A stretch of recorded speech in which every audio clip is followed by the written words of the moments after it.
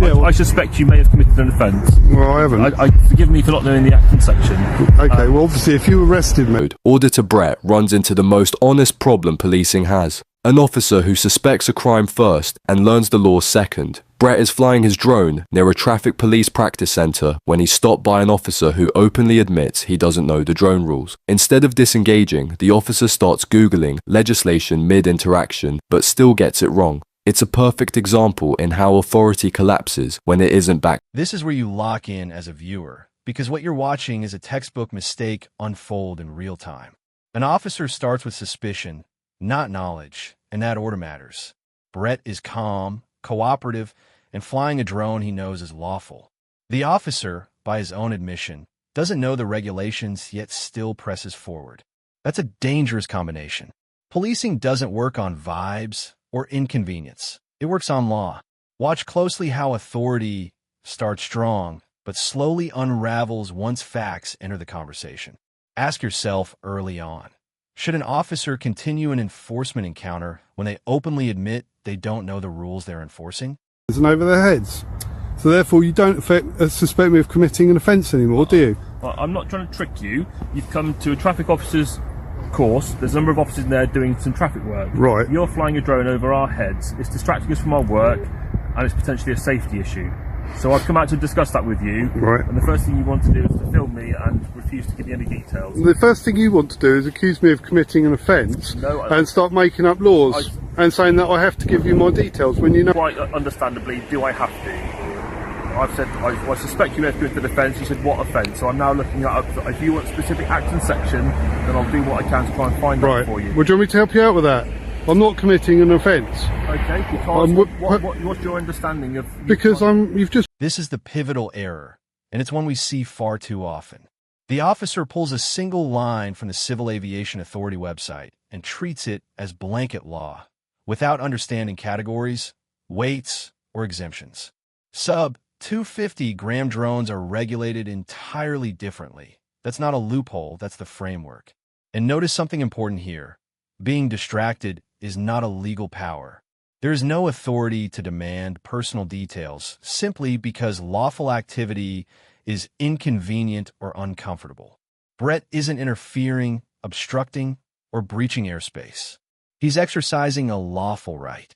So here's the key question for viewers. If officers can demand details whenever they feel distracted, where does lawful activity end and arbitrary control begin?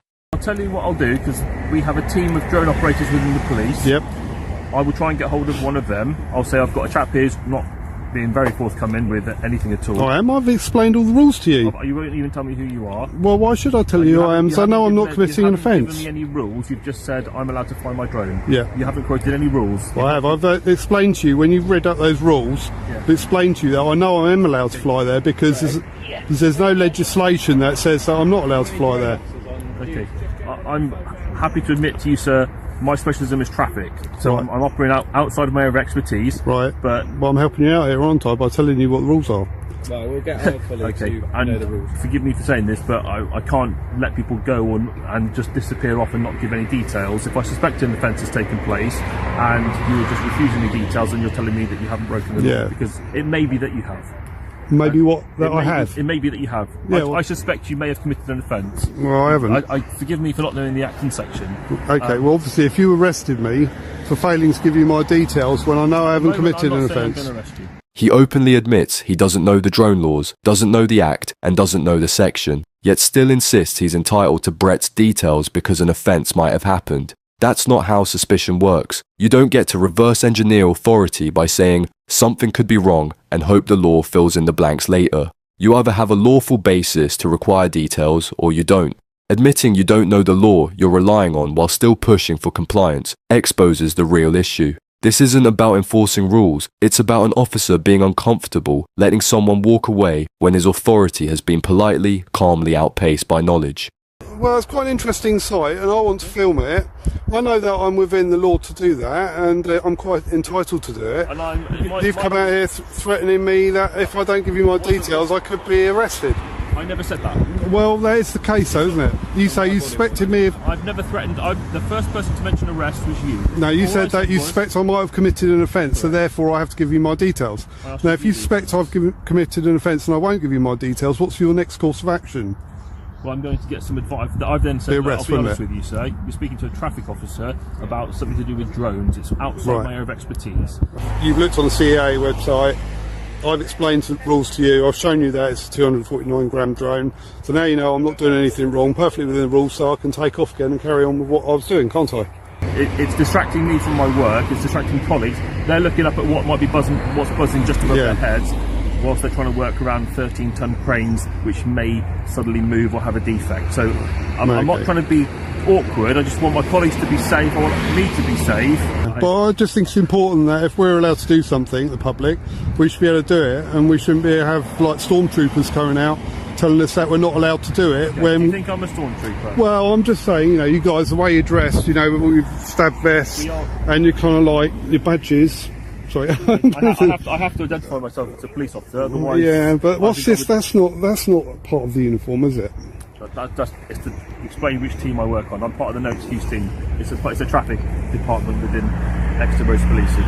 Okay. It is if you want to check Twitter or Facebook. It is a. Is that provided by the force, that badge, or is that something you had to source yourself? That's something I sourced myself. I'll be honest with you. So okay. Well, I'm pretty sure that the uniform policy says that you're not allowed to decorate your uniform with badges that aren't issued by the police. Officers are only permitted to wear insignia, badges, and patches that are issued or expressly authorized by the force. That's not about being petty. It's about neutrality, professionalism, and public trust. The moment an officer admits a badge was self-sourced, it's a problem. It means he's altered an official uniform with personal messaging, and that's not allowed because the uniform represents the state, not the individual wearing it. The thin blue line symbol is exactly why this rule exists. It carries ideological weight, whether the officer admits it or not. The thin blue line is widely associated with the defensive, us versus them, policing mindset, and forces have repeatedly made clear officers must not display symbols that suggest bias, allegiance, or personal views while on duty.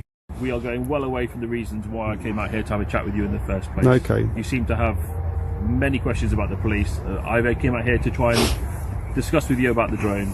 Okay. I'm more than happy to admit that I need some specialist advice about the drone. Well, I'll give you a hand, right? So as long as it's below 250 grams, you can fly it where you like, as long as it isn't within a restricted zone. So in Exeter, for example, you've got the airport and you're not allowed to fly in that zone, but the drone itself won't allow you to fly in the Exeter zone. Okay. It sort of like starts from the police station, actually, heading towards the airport, and it's quite a large area that you're not allowed to fly in. You're not allowed to snoop through people's bedroom windows and infringe on their privacy. No, I would hope not. As long as it's below 250 grams, you're pretty much allowed to fly where you like.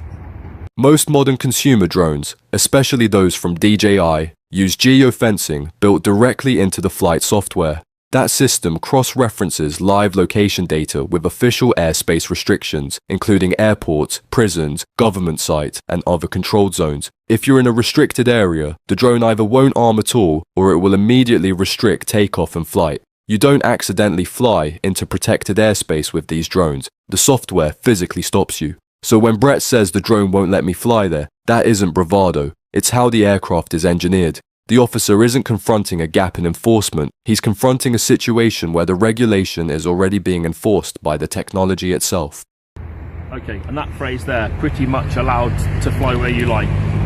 The devils could sometimes be in the details, so that's what there's things like, you know, where there's Official Secrets Act, like well, army bases and things like that. I wouldn't say the work we're doing in there is secret, so I don't think that applies. It's just simply... Or GCHQ, for example. Okay. Things like that probably got laws to say you're not allowed to fly drones over them. I mean, if you want to know what's going on in there, it's no secret. Well, am I allowed in for a little tour then? I'm happy to have a chat with you. It's just a bit awkward when this feels like you're doing an official interview with me. Well, if I'm looking over there, there's not much to see. I've already got a picture of that. Right, there we go. So the colleague there had a chat with the guys who work for the police and who operate drones. Yep. I'm told that there's no offence. But okay, I will say to you though, it is a little bit distracting. Yeah. And sort of purely on a safety point of view, if you could avoid going over people who might be doing work that might require them a What closes this encounter isn't compromise, it's confirmation. Brett was lawful from the very beginning. No new evidence emerged. No rules changed. The only thing that shifted was certainty.